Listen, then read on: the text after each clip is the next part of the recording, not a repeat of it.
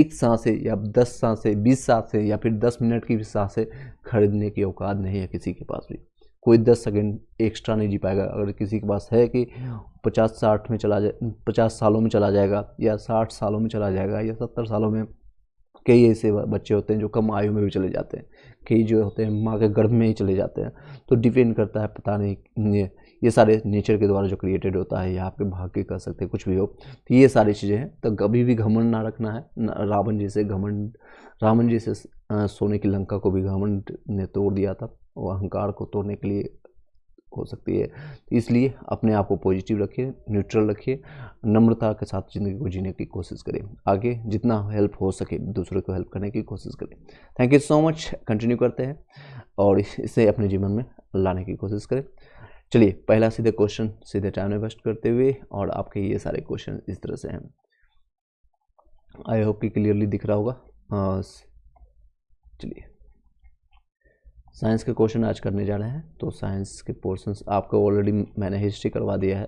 Polity का लगभग 70 से 80 क्वेश्चन ज़्यादा मैंने करवा दिया गया किसी और के थ्रू। और उसके बाद आपके इकोनॉमिक्स आपका लगभग 30 से ज़्यादा क्वेश्चन मैंने ज्योग्राफी का करवा दिया है। फिर आपका रिमेनिंग एज कोशिश करेंगे जल्द ही आपका इकोनॉमिक्स स्टार्ट कर दें और साइंस स्टार्ट हो जाएगा। साइंस का मैक्सिमम क्वेश्चन को करने की कोशिश करेंगे। फिर आपका बिहार जीके जीएस भी का कंप्लीट हो जाएगा। चलिए सीधे टाइम में वेस्ट करते हुए आपके साइंस के पोर्शंस को चलते हैं। रिमेनिंग जो भी लोग लाइव जुड़ते जा रहे हैं अपने अपने group, WhatsApp group, Telegram group में शेयर कर दीजिएगा और उसके बाद कंटिन्यू करते हैं। चलिए शुभारंभ करते हैं आप श्री गणेश। देख सकते हैं पहला क्वेश्चन है आपके समकक्ष, ये है, बताइएगा इसका सही जवाब क्या है। निम्न, ये भौतिकी का है। उसके बाद मैंने बताया जिसे भौतिकी यानी फिजिक्स, फिर केमिस्ट्री, फिर बायोलॉजी करेंगे, समान विज्ञान का पोर्शन है। निम्न तत्वों में से किसमें न्यूट्रॉन नहीं होता है? तो ऑप्शन आपके हैं, आपके ऑप्शन है ऑक्सीजन, नाइट्रोजन, हाइड्रोजन, तांबा, या इनमें से नन ऑफ दीज, या इनमें से एक से अधिक। बताइएगा। हाइड्रोजन जो होते हैं जिसमें न्यूट्रॉन नहीं पाए जाते हैं, इसका परमाणु क्रमांक जो होता है एक होता है, 1 होता है। देख सकते हैं इसमें मेंशन किया गया एक होता है। साधारण हाइड्रोजन समस्थानिक जो होता है प्रोटीन में कोई न्यूट्रॉन नहीं होता है। भारी हाइड्रोजन समस्थानिक ड्यूटेरियम में एक न्यूट्रॉन होता है। जबकि अत्यंत भारी हाइड्रोजन जो होता है ट्राइट्रियम, आपको पता है 3 इसके समस्थानिक है, एक प्रोटियम है, ट्यूटेरियम है, ट्राइट्रियम है, 2 न्यूट्रॉन पाए जाते हैं। तो आपको पता चल गया। तो इसमें किसमें न्यूट्रॉन नहीं होता है? तो हाइड्रोजन में न्यूट्रॉन नहीं होता है, बाकी सभी में न्यूट्रॉन पाए जाते हैं। नेक्स्ट क्वेश्चन है, एंगस्ट्रम किसकी इकाई है? इकाई है किसकी है?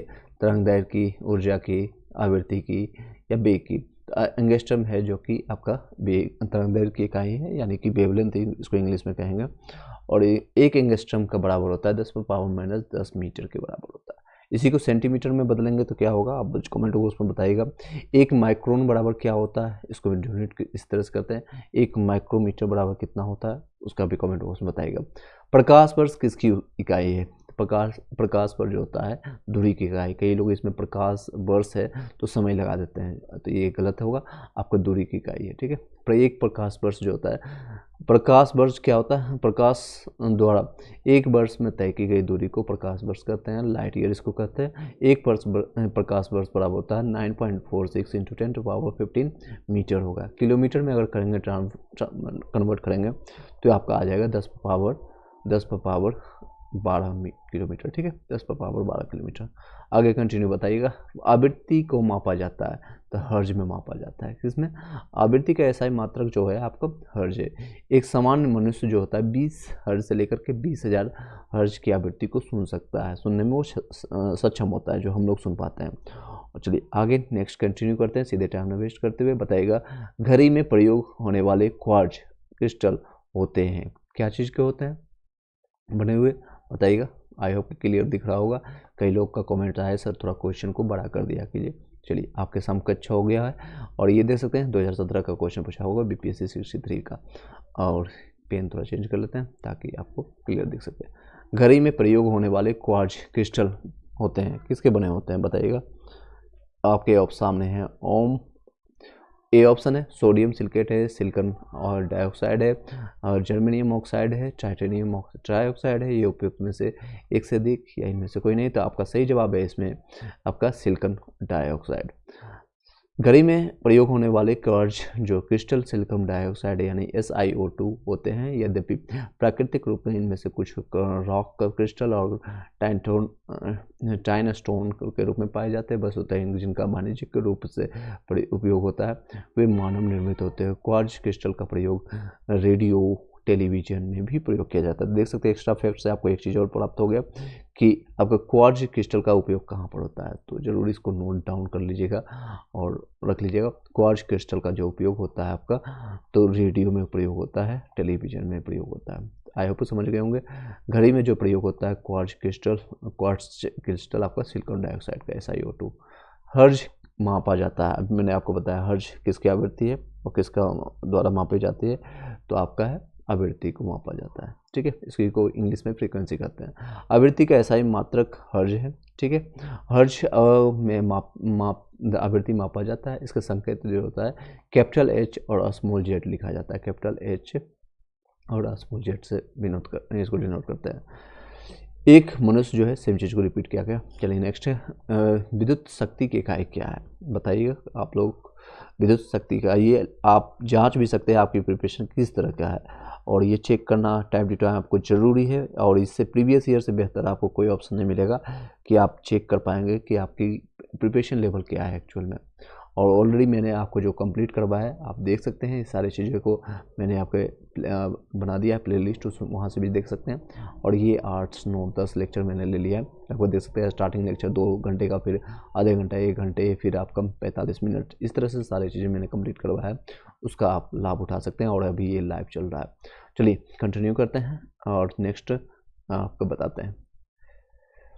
विद्युत शक्ति का जो मात्रक है आपका है वाट। विद्युत शक्ति यानी कि पावर मतलब वाट लगा देंगे तुम्हारे, वाट। जेम्स वाट ने इसका प्रतिपादन किया था, इसलिए अपने नाम पर इसका लग दिया हुआ है, डिनोट करते हैं वाट। ठीक है, देखिए विद्युत शक्ति का होता है कार्य बटे समय होता है, यानी वर्क बटे टाइम। ओके, और इसका ऐसा ही मात्रक वाट होता है। याद करने के लिए बताया वाट लगा देंगे, किस तरह से आपको करना है। नेक्स्ट है दृश्य स्पेक्ट्रम के तरंगदैर्घ्य की सीमा क्या है, तो इसका सीमा जो है 3900 एंगस्ट्रॉम से लेकर के 7600 एंगस्ट्रॉम के बीच में है। देख सकते हो 2017 में क्वेश्चन पूछी गई थी। नेक्स्ट क्वेश्चन बताइएगा आप लोग। दिस स्पेक्ट्रम जो है प्रकाश के संबंध में कोई भी निश्चित सीमा रेखा निर्धारित करना कठिन है। यह व्यक्ति की उम्र, आंखों की क्षमता, प्रकाश स्रोत की दूरी एवं तीव्रता आदि बातों पर निर्भर करता है। समान तौर पर इसकी सीमा 320 नैनोमीटर से 860 नैनोमीटर, 1 एंगस्ट्रॉम बड़ा के मान जो होता है 3200 एंगस्ट्रॉम से 8600 एंगस्ट्रॉम होगा तक मानी जाती है। अमेरिकी अंतरिक्ष यात्री एजेंसी नासा ने इसकी सीमा 380 से लेकर 700 नैनोमीटर बताया जाता है। NCERT की पुस्तक में इसकी सीमा जो बताती है 400 से लेकर के 700 नैनोमीटर। परीक्षार्थी के प्रश्न के विकल्प के अनुसार इस परामर्श के भीतर में निकटतम उत्तर का चयन करेगी। ठीक है, आप जो भी निकटतम उत्तर हो सकता है आप उसका चयन कर सकते हैं। सौर विकिरण निम्न में से किस प्रास में दिखता है, तो आपको दिखता है 400 से 700, अभी मैंने ये चीज़ बताया है यहाँ पर। ठीक है, NCERT के हिसाब से। आर्द्रता किस उपकरण से मापी जाती है, आर्द्रता हाइग्रोमीटर से मापी जाती है। हाइग्रो देखिए एक ऑप्शन है हाइड्रोमीटर, ये पानी वाला होगा। पायरोमीटर से उच्च तापमान नापते हैं। इलेक्ट्रोमीटर से आपको दूध के अथे मापते हैं, तो आपको इलेक्ट्रो दूध से संबंधित है। हाइग्रोमीटर आपका आर्द्रता से संबंधित है, ह्यूमिडिटी इसको इंग्लिश में कहेंगे ह्यूमिडिटी। हाइग्रोमीटर वायु की आर्द्रता, वायुमंडल की सापेक्षिक आर्द्रता को मापने का ये वाला यंत्र है। हाइड्रोमीटर के से द्रव्यों एवं जल के तुलनात्मक घनत्व को मापा जाता है। ठीक है, हाइड्रोमीटर मैंने बताया जल या द्रव। ठीक है, मैं चारों भी बताते जा रहा हूँ एक्स्ट्रा फैक्ट्स से, अभी याद करते जाएगा। नोटबुक लेकर के आप बैठिएगा और उसको नोट करते जाएगा, अदरवाइज बाद में उसको, या अगर नोटबुक नहीं है अभी आपके पास तो बाद में इसको नोट करते जाएगा। दाब की इकाई क्या है, दाब जो होता है पास्कल से इसको डिनोट करते हैं या फिर न्यूटन पर मीटर के हिसाब से इसको देखते हैं। इसकी जो डायमेंशन है न्यूटन प्रति मीटर इसका आपका हो गया। ठीक है, न्यूटन प्रति मीटर आपका इसका यूनिट हो गया। किसी तल के इकाई क्षेत्रफल पर लगने वाले बल को दाब कहते हैं, और दाब एक अदिश राशि है। सदिश राशि अदिश राशि मैंने ऑलरेडी बताया, आप उसको देख सकते हैं। दाब का मात्रक होता है न्यूटन प्रति मीटर स्क्वायर, और इसका डायमेंशन अगर देखेंगे, बीमा जिसको इंग्लिश में कहते हैं, वो आपका होता है एम आई होप दिख रहा होगा, दूसरा कलर ले लेते हैं इस कलर से। चलिए एम एल पर पावर -1 T-2 HS लिख नहीं पा रहे हैं, आप समझ पाएंगे। चलिए नेक्स्ट बताइएगा, दाब का मात्रक भी सेम चीज़ें मैंने बताया, किलोग्राम मीटर प्रति सेकंड, ठीक है। तो किलोग्राम मीटर प्रति सेकंड, इसमें कोई भी नहीं है, तो ये भी आप ले सकते हैं, न्यूटन प्रति मीटर स्क्वायर हो जाएगा, ठीक है, इसको ले सकते हैं। नेक्स्ट क्वेश्चन पर चलते हैं, देख सकते हैं ये रिसेंट क्वेश्चन पूछा हो गया, 19 का क्वेश्चन आया था 65 का। नेक्स्ट क्वेश्चन बताइएगा, 13 नंबर क्वेश्चन है, कौन सी अदिश राशि है, निम्नलिखित में से कौन सा अदिश राशि है। मैंने आपको शॉर्टकट तरीका बताया था, जितने भी बो वाले हैं वो सब सदिश वाले आते हैं, जैसे कि ये भी है, त्वरण, वरण, बल, वेग, ये सारे सदिश है। तो अदिश आपको मैंने बताया, आपका दाब यानी प्रेशर जो है अदिश राशि है, ठीक है। वे राशि जिनके व्यक्त करने के लिए दिशा और परिणाम दोनों की आवश्यकता होती है, उसको सदिश कहते हैं। एक त्रिभुज के तीनों कोणों का नियम भी फॉलो करता है, उसका नियम को फॉलो करता है, तो उसको भी कहते हैं सदिश राशि। तो उदाहरण के लिए जैसे कि बल हो गया, बेल हो गया, बल, वेग, विस्थापन, त्वरण, संवेग, ये सारे सदिश राशि हैं। जिन राशियों को व्यक्त करने के लिए केवल परिणाम यानी कि मैग्नीट्यूड की सिर्फ जरूरत पड़ता है, यानी कि सिर्फ एक वैल्यू दिखेगा कि 5 है, 6 है, 7 है, समथिंग कि, और दिशा की नहीं, उन्हें अदिश राशि कहते हैं। उदाहरण के तौर पर देख सकते हैं आयतन, दाब, चाल, दूरी और क्षेत्रफल, ये सारे क्या है, अदिश राशियाँ हैं। आपकी समझ पाए होंगे। नेक्स्ट क्वेश्चन पर चलिएगा, 14 नंबर क्वेश्चन, निम्नलिखित में से किस राशि का मात्रक है ही नहीं, कोई नहीं है, मात्रक नहीं है। तो क्वेश्चन पर ध्यान दीजिएगा क्या कर रहा है, ये नहीं कि है या नहीं, तो नहीं है। तो देख सकते हैं प्रतिबल का मात्रक है न्यूटन प्रति मीटर स्क्वायर है, बल का मात्रक भी है न्यूटन है, इसका भी मात्रक पास्कल है या न्यूटन प्रति मीटर स्क्वायर। विकृति, स्ट्रेस, इसका कोई भी मात्रक नहीं है, तो आपका सी ऑप्शन हो गया। किसी वस्तु की विमा में आया परिवर्तन या उस वस्तु के मूल विमा के अनुपात को विकृति कहते हैं, ठीक है। यानी वस्तु की विमा में जो आया परिवर्तन, कोई भी चेंजेज हुआ और उस वस्तु के मूल विमा, मान लीजिए कि आपका पहले आकार भी था, ठीक है, भी अब चेंज होकर के कैपिटल भी हो गया, ठीक है, बड़ा हो गया, आप चेंज होकर के बड़े हो गए, इसके अनुपात, आपका तो मूल तो यही है ना, आपका जड़ यही है, इसी को विकृति कहते हैं। मैं एग्जांपल के तौर पर बता रहा हूँ, विकृति एक विमाहीन राशि, इसीलिए अब ये भी कैंसिल हो गया, तो बचा क्या, क्योंकि ये अनुपात में है, इसलिए बीमा है ही नहीं। इस तरह से आपको याद करना पड़ेगा, समझना पड़ेगा। इसका कोई मात्रक नहीं होता है, ना ही इसका कोई बीमा होता है, बीमाहीन है, डायमेंशन लेस है ये। चलिए आगे बताएं, जैसे आप लोग क्या है, कई लोग ऐसे होते हैं अभ्यर्थी जिसका लक्ष्य लेस है, यानी गोल है ही नहीं, ज़िंदगी में टारगेट है ही नहीं कि क्या करना है। जन्म ले लिए हैं, कहीं से आपको प्राप्त हो चुका है, फ्री की ज़िंदगी मिल रही है, फ्री के सांसें है, फ्री के आप वातावरण का यूज कर रहे हैं, फ्री का आकाश है, सब कुछ, ज़्यादातर 99% चीज़ें आपको फ्री की चीज़ें हैं, उसका उपयोग कीजिए, उसका सदुपयोग करिए, उसको सही से यूज कीजिए, जीवन बहुत आसान है। आगे बढ़ते हैं, कंटिन्यू। सही कथन चुनिए, लाल का प्रकाश का तरंगदैर्घ्य बैगनी के प्रकाश वर्ष से कम है, ऐसा नहीं है, उल्टा होगा। लाल का तरंगदैर्घ्य जो होता है बैगनी के प्रकाश से आपका ज़्यादा होता है। आप भी गौर करके आपने शॉर्टकट पढ़ा होगा एनसीईआरटी के दौरान, तो आपको मैंने जो नोट्स दिया है, जिन लोगों ने बाय किया है 199 में, उनको अच्छे से पता होगा। और ज़रूर आप लोग कमेंट कीजिएगा, जिन लोगों ने बाय किया है, जिन लोगों ने भी बाय किया अभी उसको भी लेकर के पढ़ सकते हैं। फिलहाल इस सीरीज़ को कंप्लीट कर लीजिए। नेक्स्ट है, देखिए, बैगनी रंग का तरंगदैर्घ्य सबसे कम होता है, और लेकिन आवृत्ति सबसे अधिक होती है। तरंगदैर्घ्य सबसे कम होगा, जबकि लाल रंग का तरंगदैर्घ्य होता है सबसे अधिक, और आवृत्ति न्यूनतम होती है, ठीक, उल्टा होता है। आवृत्ति और इसका उल्टा रिलेशन होता है, ठीक है, क्योंकि b बराबर होता है 1/λ, 1/λ। लैम्डा आपको जो डिनोट करता है तरंगदैर्घ्य को, ठीक है, न्यू आपको जो डिनोट करता है आवृत्ति को, ठीक है। इस तरह से आपका फॉर्मूला याद कर लीजिएगा। इनडायरेक्ट प्रोपोर्शनल है। जब दिन में पानी का साबुन की फिल्म दिखाई देती है, जब दिन में पानी पर साबुन की फिल्म दिखाई देती है तो यह सुंदर रंग दिखाती है। इस घटना का क्या मतलब, इसकी जो घटना घटी है का कारण क्या है, तो इस घटना का प्रकाश को व्यतिकरण कहते हैं, यानी इंटरफेरेंस कहते हैं। पानी, दिन में पानी का साबुन का बुलबुला फिल्म प्रकाश के व्यतिकरण यानी इंटरफेरेंस के कारण अनेक रंगों की और सुंदर दिखाई देती है। आप कभी देखे होंगे साबुन, जब आप घर में सफाई होती है तो आप माता बहनों के जब भी हाथों में आपने देखा होगा, अब तो खैर वॉशिंग मशीन हो गया, वो दृश्य आपको देखने को नहीं मिला होगा, लेकिन जो लोग हैं 90s के या फिर 2000 के वर्थ के, तो उनको हाथों में साबुन जो लगता है ऊपर में एक गुब्बारे ऐसा आता है, उसके कलर्स डिफरेंट डिफरेंट का होता है, बहुत अच्छा होता है। ये किस कारण से होता है? तब प्रकाश के व्यतिकरण के कारण होता है। तो इसको भी आप जान लीजिएगा, काफ़ी इंटरेस्टिंग लगेगा। चलिए, फिजिक्स के और कुछ नहीं, भौतिकी और कुछ नहीं, प्रकृति में जो घटना घटी है, जो आप लोग दिनचर्या हम डेली देखते हैं, उसी चीज़ को पढ़ना होता है। बहुत आसान है, आगे बढ़ते हैं, कंटिन्यू करते हैं। प्रकाश एक परमाणु के केंद्र का धनावेशित हिस्सा क्या कहलाता है? ये पूछ रहा है।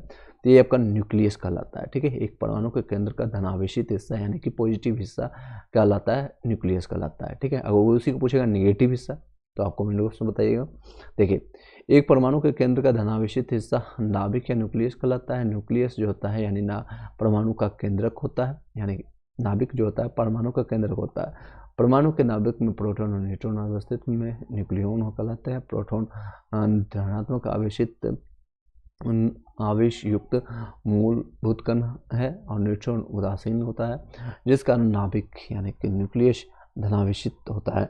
प्रोटॉन और न्यूट्रॉन का जो द्रव्यमान होता है 1.67 × 10⁻⁻27 किलोमीटर होता है, और इसकी खोज किया था अर्नेस्ट रदरफोर्ड ने और जेम्स चैडविक ने। जेम्स चैडविक न्यूट्रॉन के किया था, प्रोटॉन की खोज रदरफोर्ड ने। P4R याद रखिएगा। प्रोटॉन को खोज रदरफोर्ड ने किया था, और न्यूट्रॉन की खोज यानी N4 न्यूट्रॉन में आपको डिनोट करने के लिए बता रहा हूँ, को चैडविक ने किया, NC, ठीक है, नॉट एप्लीकेबल। आगे बढ़ते हैं, कंटिन्यू करते हैं। एक ठोस के सीधे गैस में परिवर्तित, यानी ठोस है, जैसे कपूर आपका एग्जाम्पल है, वो क्या है? उर्दू पातन उसको कहते हैं, सब्लिमेशन। इंग्लिश में क्या कहेंगे उसको? सब्लिमेशन, ठीक है। ठोस कपूर एग्जाम्पल सबसे बेस्ट एग्जाम्पल है। कपूर अभी ठोस में है, उसको जलाइएगा तो सीधे क्या होगा? वो द्रव में नहीं पहले बनेगा, लिक्विड फॉर्मेट नहीं होगा, सीधे वो गैस के फॉर्मेट में निकल के जाता है।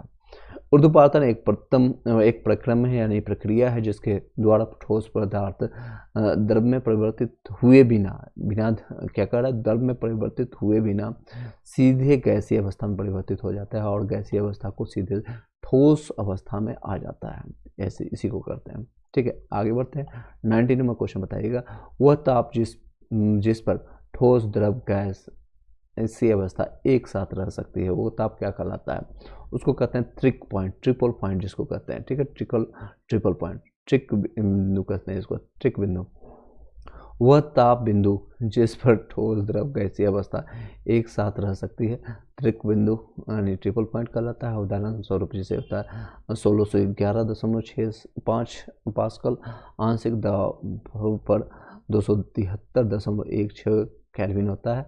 0.01 डिग्री सेंटीग्रेड जल का त्रिक बिंदु है, जिस पर द्रव, जल, ठोस और अवयव जल जो होता है बाष्प एक साथ पाए जाते हैं। नेक्स्ट है कॉस्मिक किरणें क्या है? आवेशित कण है, अनावेशित है, या आवेशित है अनावेशित दोनों ही है, बता सकते हैं।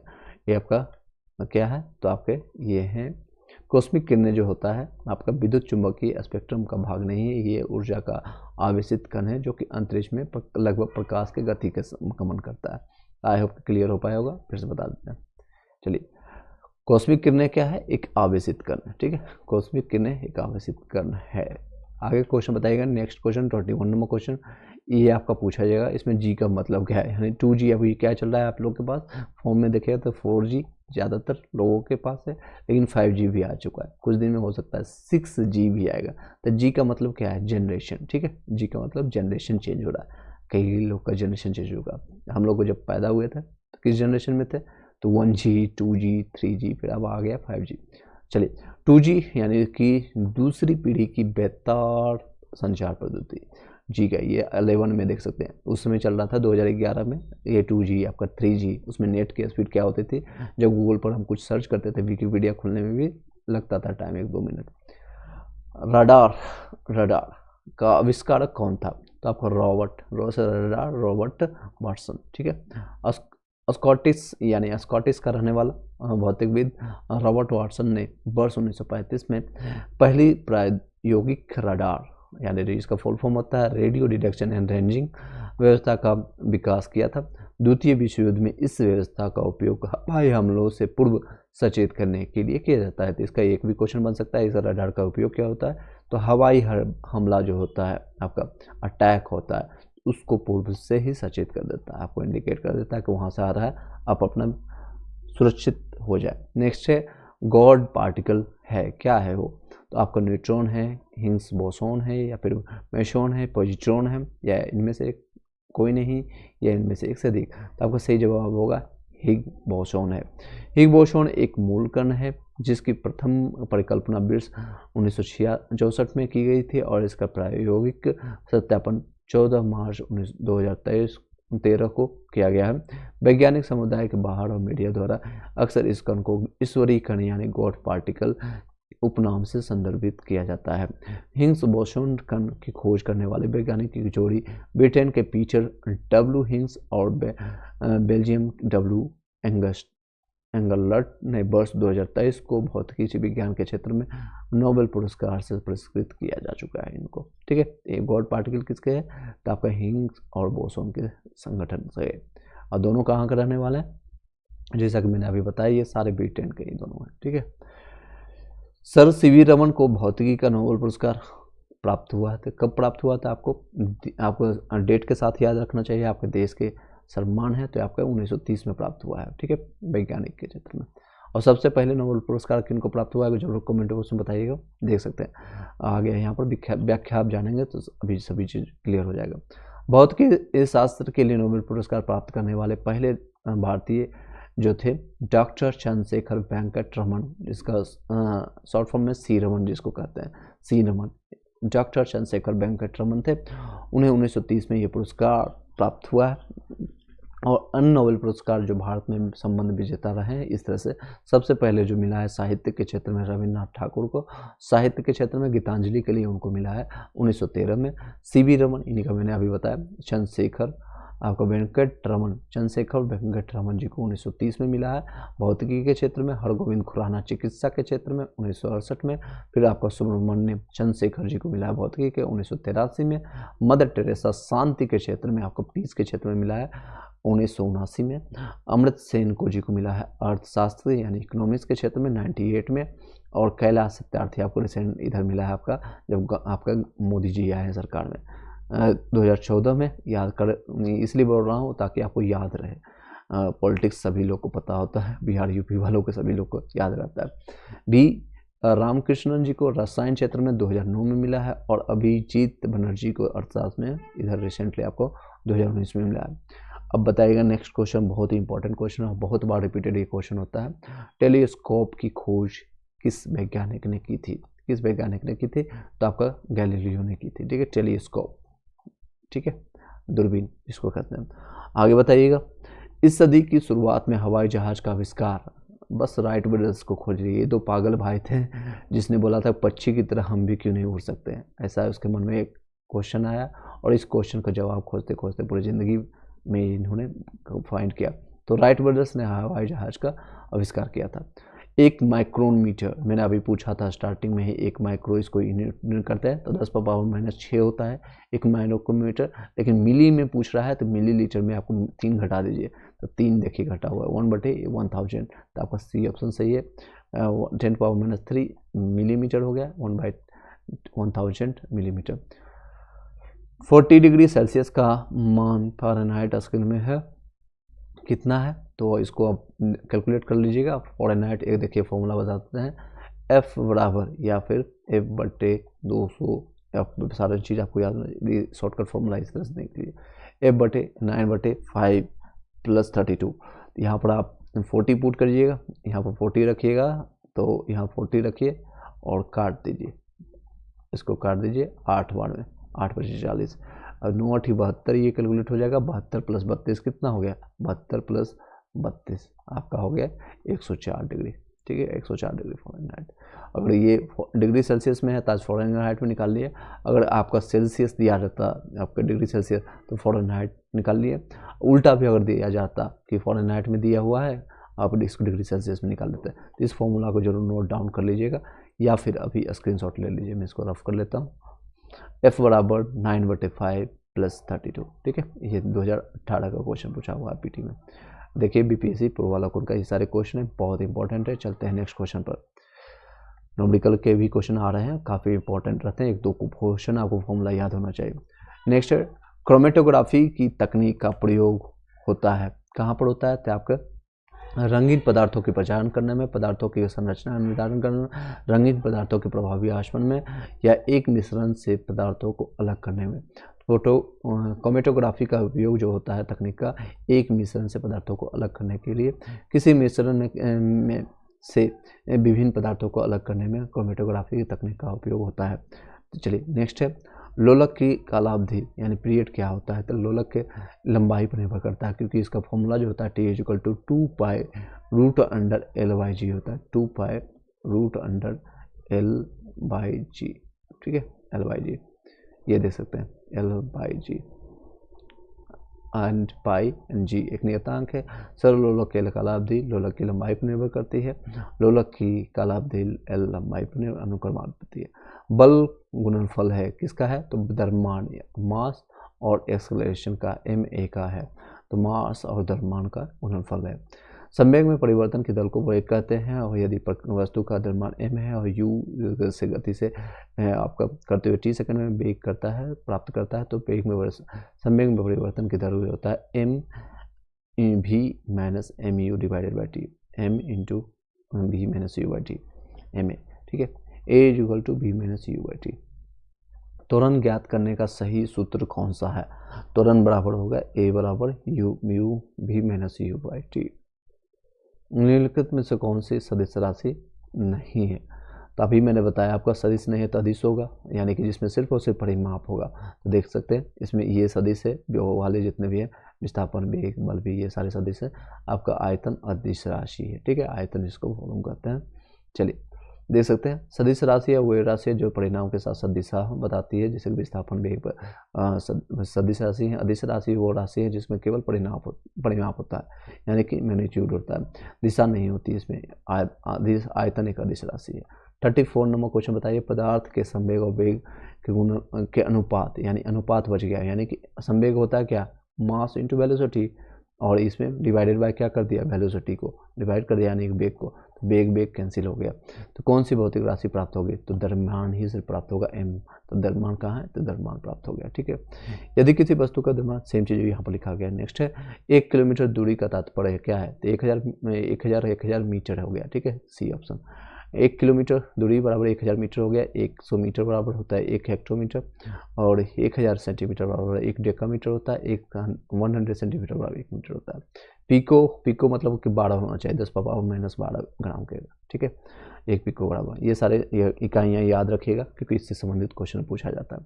37 नंबर क्वेश्चन बताइएगा, आप एक लिफ्ट में खड़े हैं, ठीक है, लिफ्ट के फर्श पर आपके भार द्वारा लग रहा बल क्या होता है? तो लिफ्ट पर जो भार लगता है m और g लगता है, यानी आपका भार मान लीजिए 50 है, प्लस उससे 9.8 मल्टीप्लाई कर दीजिएगा, वो या फिर 10 कहीं कहीं लिया जाता है g का, यानी g का जो वैल्यू होता है 9.8 इंटू 10 टू पावर 9.8 मीटर पर सेकेंड स्क्वायर होता है, ये आपका है।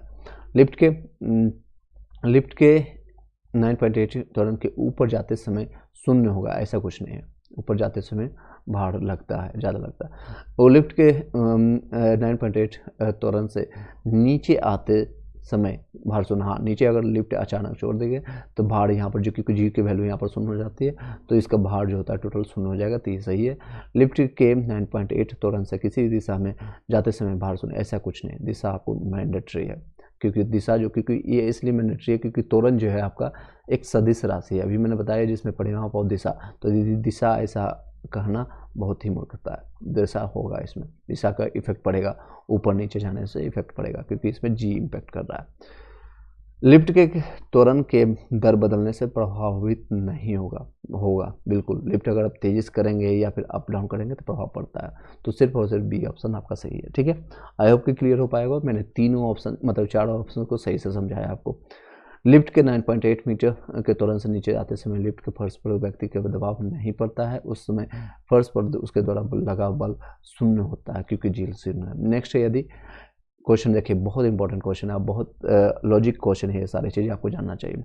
यदि एक पंख एक रबड़ की गेंद और एक लकड़ी की गेंद निर्वात में एक समय मतलब एक समान ऊंचाई से स्वतंत्रतापूर्वक एक साथ गिर रहा है। देखिए क्वेश्चन क्या कर रहा है, एक पंख है, यानी जो कौवे का पंख हो या मोर का पंख, कोई भी एक हल्का सा पंख है, और एक रबर की गेंद है, गेंद आप जो बॉल खेलते हैं, ठीक है, एक बॉल है, और लकड़ी की एक गेंद है, एक मतलब उससे हार्ड गेंद है कुछ, एक समान ऊंचाई, मान लीजिए आपकी ऊंचाई, आपके टेरेस है, 5 तल्ले की बिल्डिंग है, यहाँ से गिराया जा रहा है आप सभी को, तो स्वतंत्रतापूर्वक एक साथ गिराए जाते हैं, तो क्या है, पहला ऑप्शन को समझने की कोशिश कीजिएगा, पंख सबसे पहले जमीन पर पहुंच जाएगा, ऐसा कुछ भी नहीं है, ठीक है। अब क्या कह रहा है, क्वेश्चन को समझिएगा, क्वेश्चन आप समझ गए होंगे, स्वतंत्रतापूर्वक गिराया जाएगा, स्वतंत्रतापूर्वक यानी फ्रीडम दिया गया है इसको, यहाँ पर जी का जो महत्व है सीधे खत्म कर दिया है, तो जी यहाँ पर खत्म होने पर देखिए क्वेश्चन, अब इसका आंसर आप लोग बताइएगा, फिर हम इसका विस्तार से हम आपको बताएंगे। नेक्स्ट है, ये देखिए ऑप्शन हटा देते हैं, रबर की गेंद सबसे पहले ज़मीन पर पहुंच जाएगी, लकड़ी की गेंद सबसे पहले ज़मीन पर पहुंच जाएगी, तीनों एक साथ ज़मीन पर पहुंच जाएंगे, या उपयुक्त में से एक से अधिक या नॉन, बताइएगा ABCD या तीनों में से सही सटीक जवाब आपका क्या है। और लेटेस्ट ये 2022 का क्वेश्चन पूछा हुआ है 67 में, तो सही जवाब होगा तीनों, क्योंकि यहाँ पर जी का जो वैल्यू है स्वतंत्रतापूर्वक, जो ये वर्ड जो लिख दिया है, इसके कारण ये जी समान हो गया 0, जिसके कारण तीनों समान पहुँचेगा, चाहे रुई हो या फिर आपका एक पंख हो या फिर बॉल रबड़ का हो या फिर काठ का हो या लकड़ी का हो या फिर आपका लोहे का, कुछ भी फर्क नहीं पड़ता है। निर्वात हो गया, सीधे कह सकते हैं वैक्यूम की स्थिति में वायु प्रतिरोध इसमें है ही नहीं, शून्य होने के कारण पंख, रबड़, गेंद और लकड़ी के एक समान ऊंचाई से स्वतंत्रपूर्वक एक साथ गिराए जाने पर तीनों एक साथ जमीन पर पहुंचेंगे, क्योंकि उनका वेग जो होता है v बराबर √100 2gh, यानी कि उसके दरम्यान से स्वतंत्र हो गया, उसका इसमें दरम्यान का वैल्यू ही नहीं रहा, मास का कुछ भी।